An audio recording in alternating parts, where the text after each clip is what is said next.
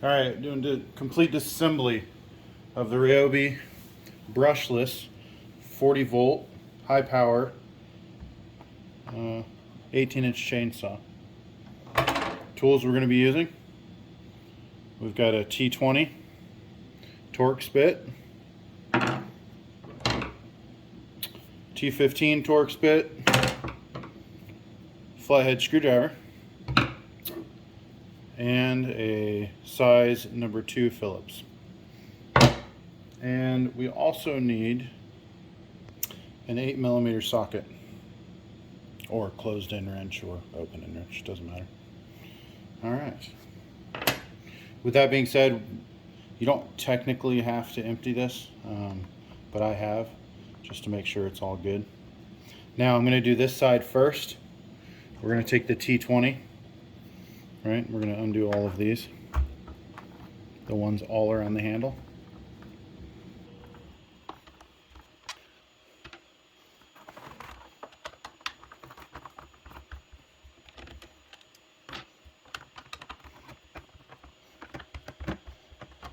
It doesn't matter if you do this side or the other side first, but just remember where things go. That is probably the most important.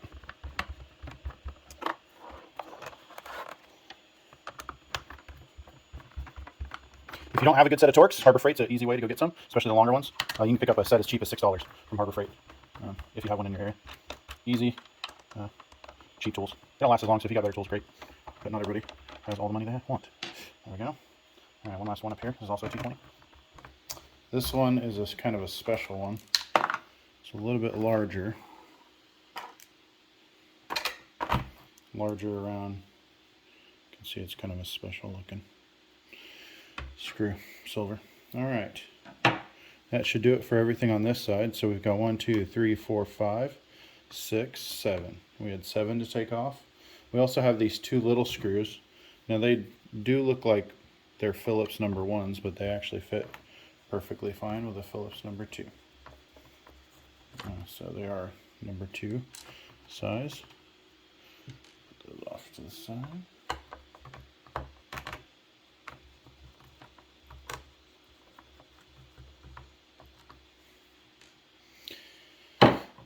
All right, we have everything over here. Now it's time to flip it over.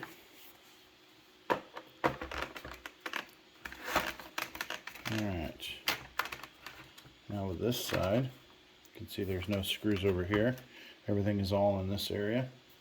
We're going to start with this one, which is a number 2 size Phillips head.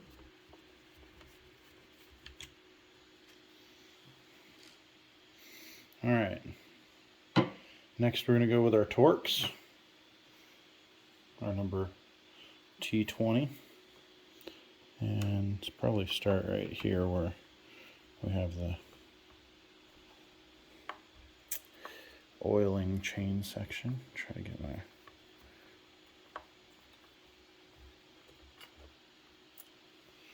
right. Take this off.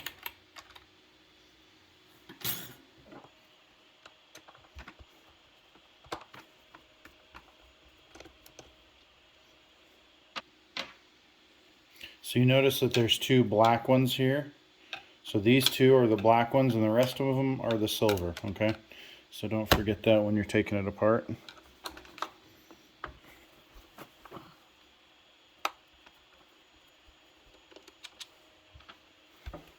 All right, now to do all these silver ones.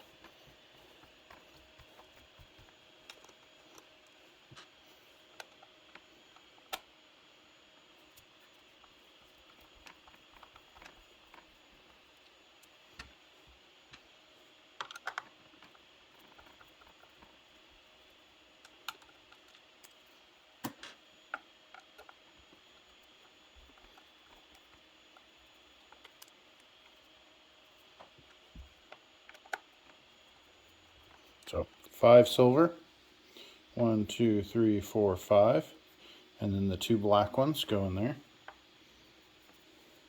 Now these are not the flathead silver. These are just the normal, regular cup silvers. These 3 are flathead silver ones. So remember that. These 3 are the flathead, real long screws. Alright, now we have those out. Go ahead and start on this. This is all for the handle. So this down in here is going to be a nice, it's a T20, but it's a really long, flat silver head one. These are fairly easy to take all of this apart, so you can see it's much longer. Just take your time and make sure you're careful not to strip anything.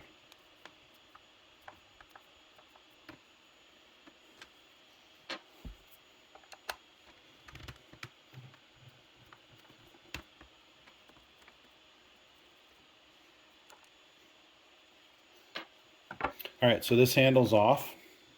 So I'm going to take my flathead screwdriver. Just going to pry it just a little bit, get it up and over the lip there. Oh, looks like it came back down. So this right here, it's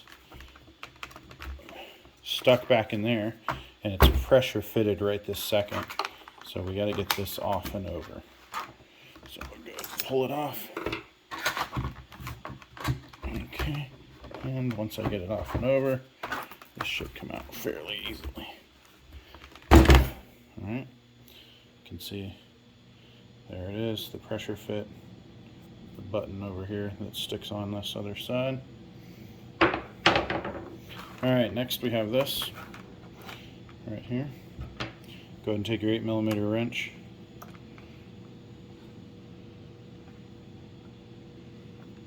Back the nut out. Okay, so there's two things on here. You have your nut,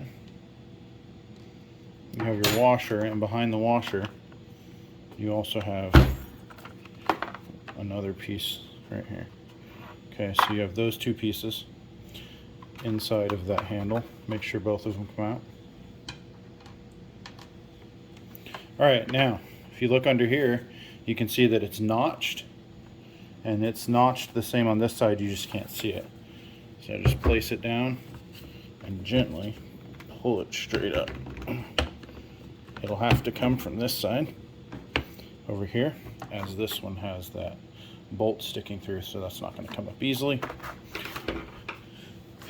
You can use a flathead to pry it out if you need to.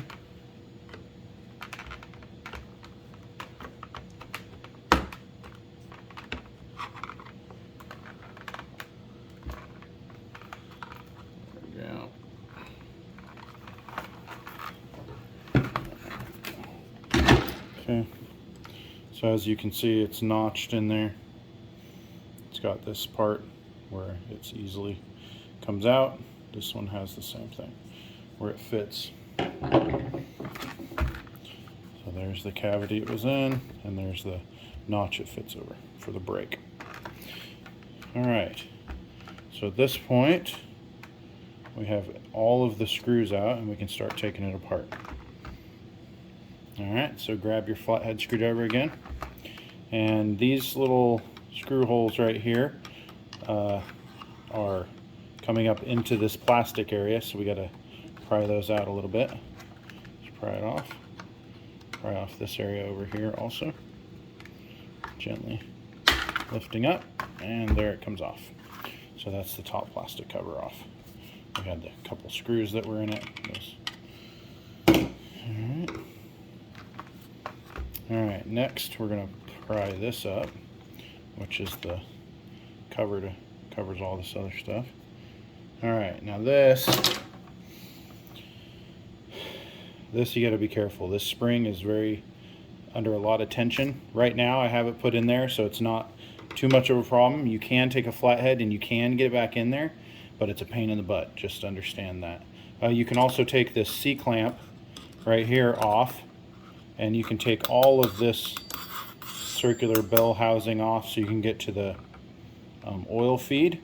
So if you have any problems with your oil feed, if oil is not coming from the tank feeding up into this area right here, free flowing, you're going to want to take this C-clamp off. And we're going to take everything else apart, and then maybe we come back and we'll do the C-clamp later. Because it's one of a kind, it's not very hard to notice, but I don't think I showed you this after I took off the plate. So this screw right here, really nice long screw. It is the 1 T15 size. All right, I'm going to twist it over. We're going to have to take the top off here. Now at this point, okay, well, that's one way to do it. You just take off the triangle shaped piece inside. It pulls out very gently. I just happen to pull it off the top. All right, so to get the rest of the body off, you can see this right here, these little ribs. These ribs stop this plastic from going up. So you just try to pry it apart a little bit on the other side. Make sure that we got all the screws. And no, I did not. Aha! My bad. All right, this cover was hiding 3 more screws. 1, 2, and 3. All right, so these are Torx 20 also. Go ahead and just get them out real quick.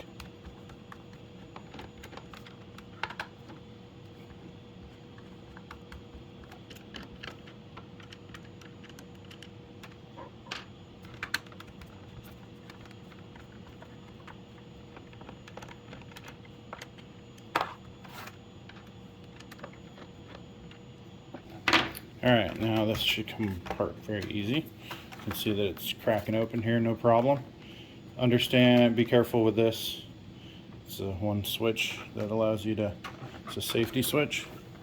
Alright, here we're just going to pry this up just a little bit.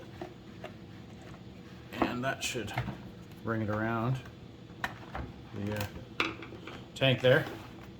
And with that, we should be able to just pry everything up and pull it off. And there we go. This side, you're going to want to clean out. See here, it protects the motor housing. However, I did have quite a bit of stuff in my motor housing area, so go ahead and blow that out with some compressed air if you have it. All right, that's simple enough. Nothing too complex on this side. All right, there we can see the internals here.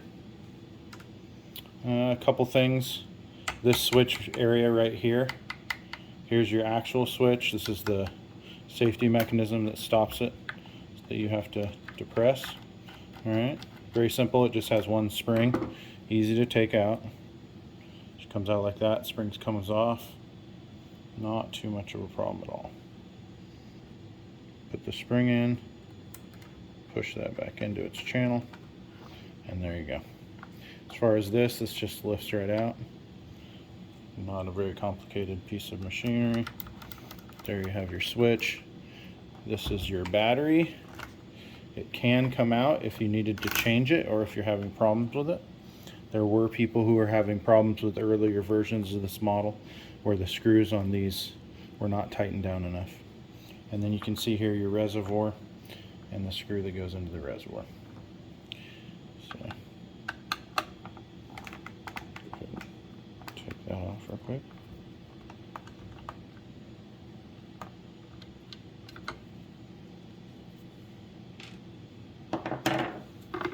And that's the reservoir. You can see in there it's got a small little metal filter so that nothing can get in there and clog up your system. Alright, well that's the complete disassembly. I'll go ahead and assemble it here in a sec.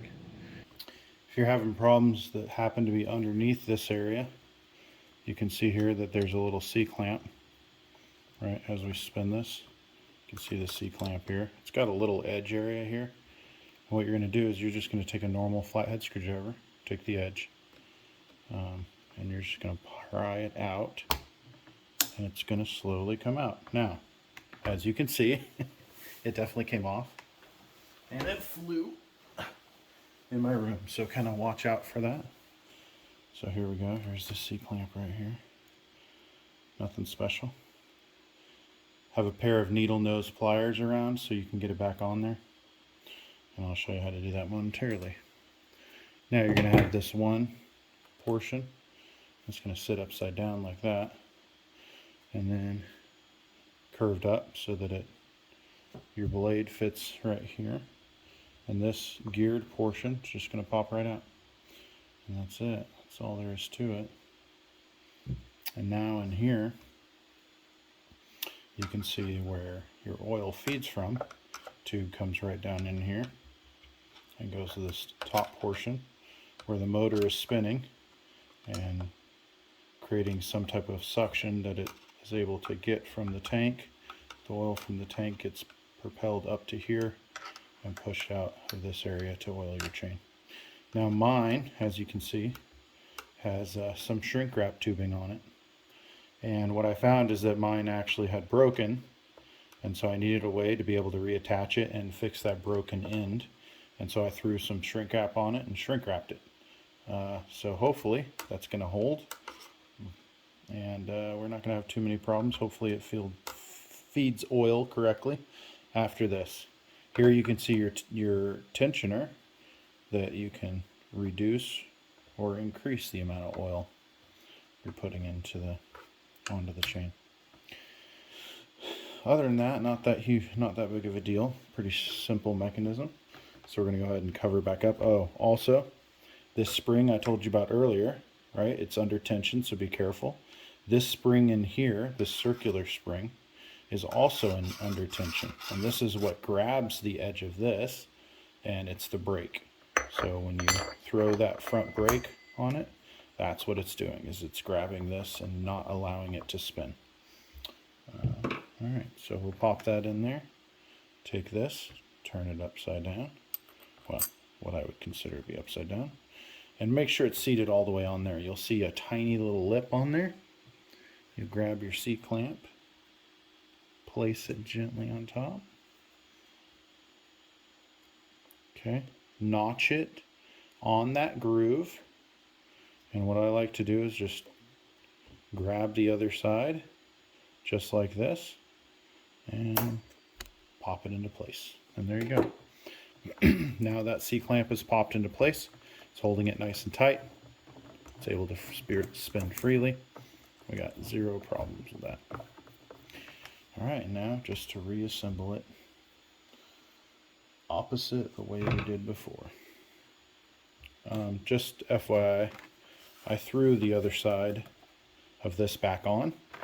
The reason I did that was because I wanted to make sure that it was stable while I worked on it on the other side. Alright, now it's time to pull this out. So this is just a little springy piece that you can stick back in there, no big deal.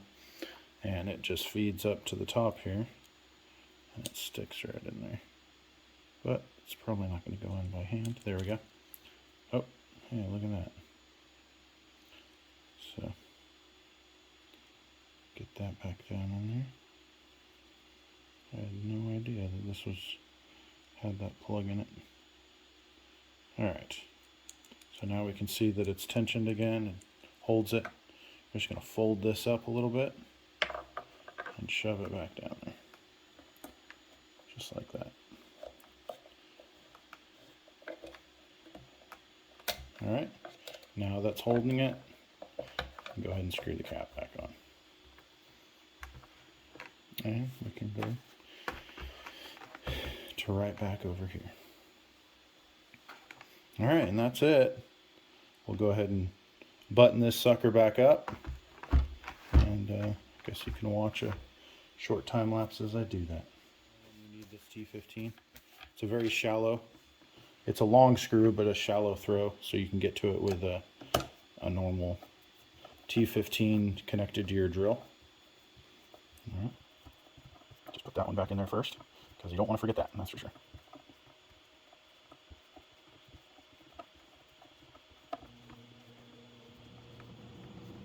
Okay, there we go.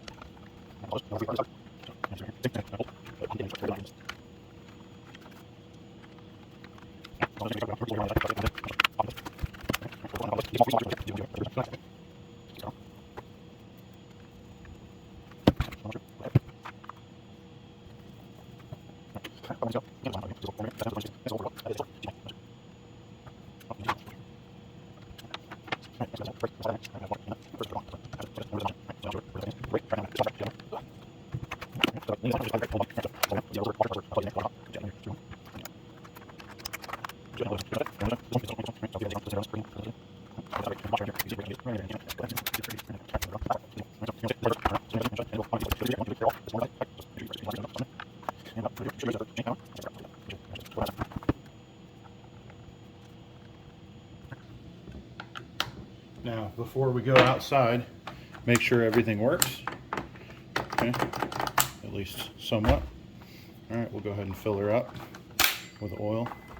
Check and make sure that we get some oil running through here before we put the chain on. See outside?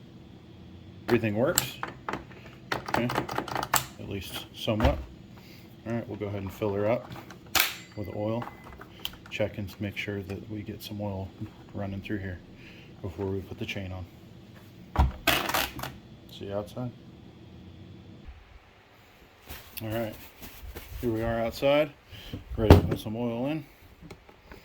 So I already pulled all my oil out earlier, stuck it in just a regular bottle, something I can reuse later. All right. Moment of truth.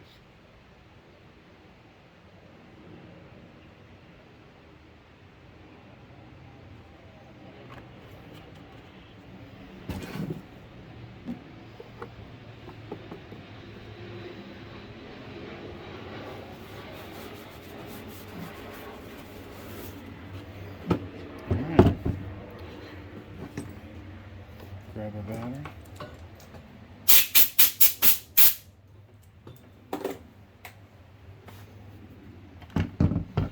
Plug it in. Alright, let's see if it works. So as you can see, it's now coming out.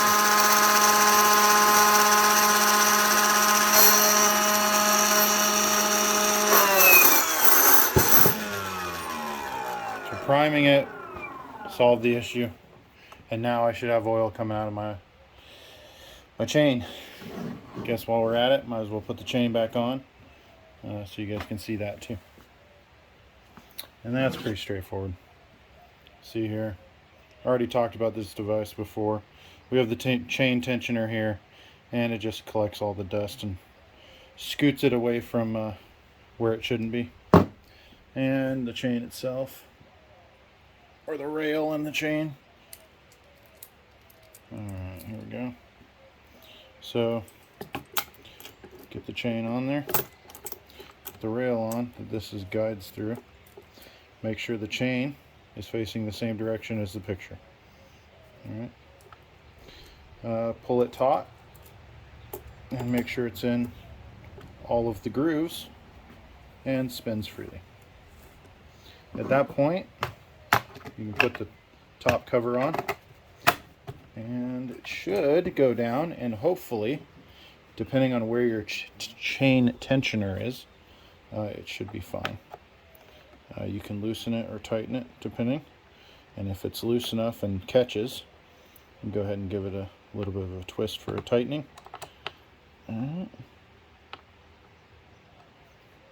Alright, so now I got it tight.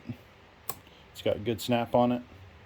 Only comes up a little bit, maybe a little too loose. Let's go a little bit tighter. That's good. It's about right where I want it. Alright. Go ahead and grab the two bolts. Put them back on there. And let her rip. Always hand tighten your bolts, please. Don't cross through them. It's a horrible thing to do to a bolt.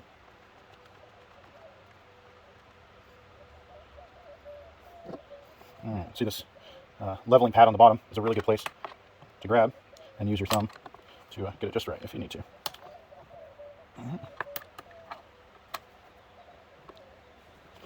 Just get it one last. All right, that's pretty good. All right, looks like we're ready to go. So there you go.